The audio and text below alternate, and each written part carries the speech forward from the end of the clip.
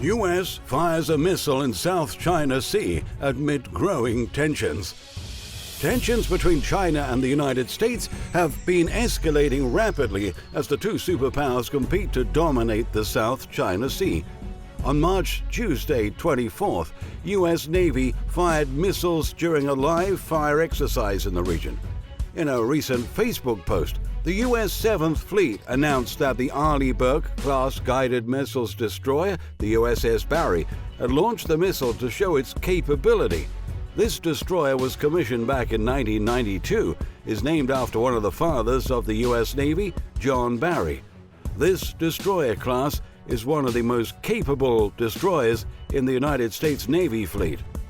All this is to show the readiness of the U.S. Navy to counter current and future threats.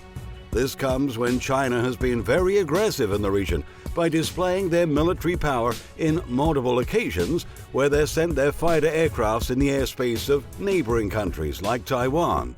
On March 23rd, a Chinese Shaazi Y-8 aircraft also appeared on the East China Sea before receiving a warning from a patrol aircraft that was sent by the Japan Self-Defense Force, JPSDF. The Chinese Navy has been growing very fast in the last few decades. This has turned out to be a big threat to the U.S. Navy in the Pacific. The Chinese Navy has grown very fast in a short time, and their maritime capability is threatening the pride of the U.S. Navy to the bottom. The 900-mile range for the Chinese DF-21D far exceeds the reach of carrier-based aircraft. This means that the U.S. carriers will have a difficult time when carrying out their operations in Asia. If Chinese technology plays out as expected, this will be a big threat to the U.S. carriers and allied ships. When put into perspective, striking a ship east of Guam from China's coast is like sinking a ship east of Greenland from a missile battery placed in Washington, D.C. If the Chinese missiles will reach Guam, it will be dangerous for the task force coming westwards, either from West Coast or Hawaii. Japan and all other Pacific outposts might be in constant shadow of the Chinese long-range missiles. 5 years since China deployed the DF-21D, they have never tested it over water. These missiles are yet to undergo any testing in real battle conditions. In theory, China's weapons might look perfect, but in reality, they may not perform as expected. Always remember that technology that is not perfected in peacetime will always disappoint during times of war. When it comes to anti-ship ballistic missiles, ASBMs, China is ahead of the United States because the U.S. is bound by a treaty which prevents it from developing mid-range ballistic missiles, which can be compared with the Chinese DF-21D and DF-26. Even if the U.S. was to cancel the commitment to this treaty, it would take many years, if not decades, for weapon engineers to design, develop, and test such ship-killing ballistic missiles from scratch. Despite this, in case there is a war between the U.S. and China, the United States will have many alternatives to counter China's threat. In response, the U.S. has developed a variety of anti-ship missiles that can be fired from several platforms. And this is rapidly increasing the lethal power of the U.S. Navy. The USS Barry-class destroyers have the ability to fire a wide range of short and long-range anti-ship missiles. Analysts are saying that in this military drill, the U.S. is sending a very clear message that the U.S. Navy is ready to challenge the People's Liberation Army's new advanced systems. For example, the U.S. can use either the Los Angeles or Virginia-class submarines to attack Chinese surface ships on the high seas. For a long time, China has been displaying its array of guided missiles that have been designed to sink the U.S. nuclear-powered aircraft carriers.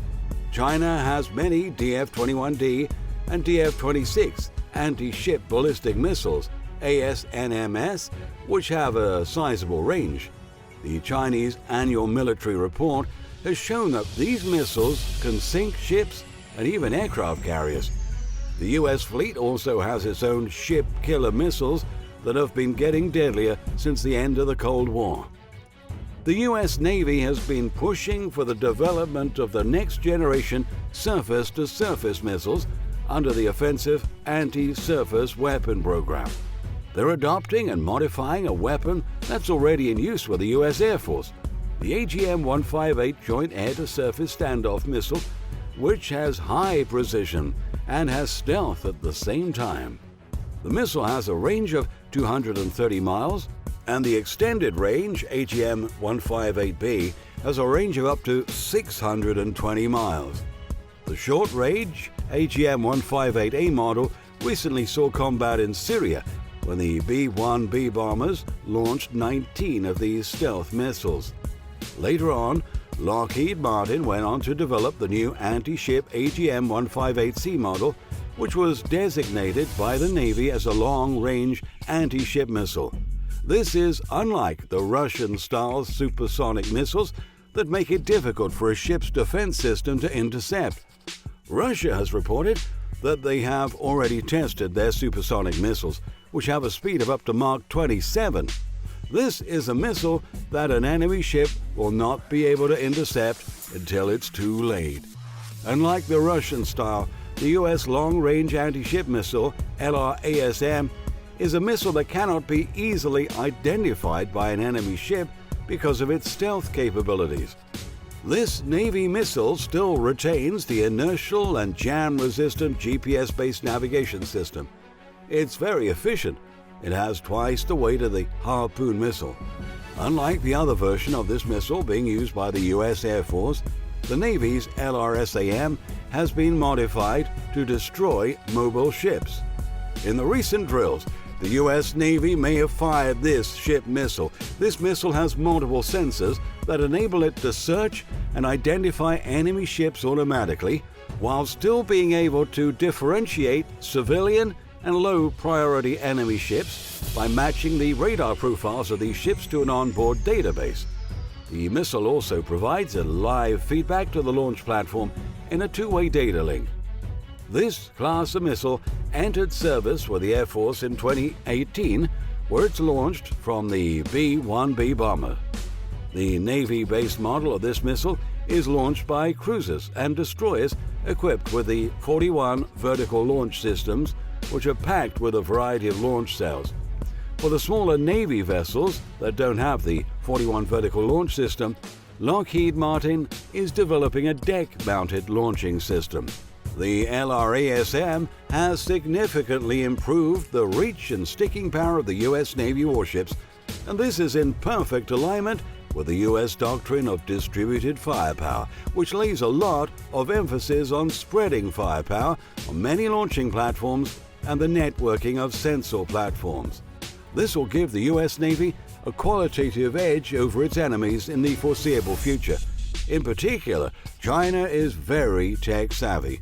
This missile is designed to be effective even under electronic warfare environments because it's almost impossible to interfere with the trajectory of this particular missile.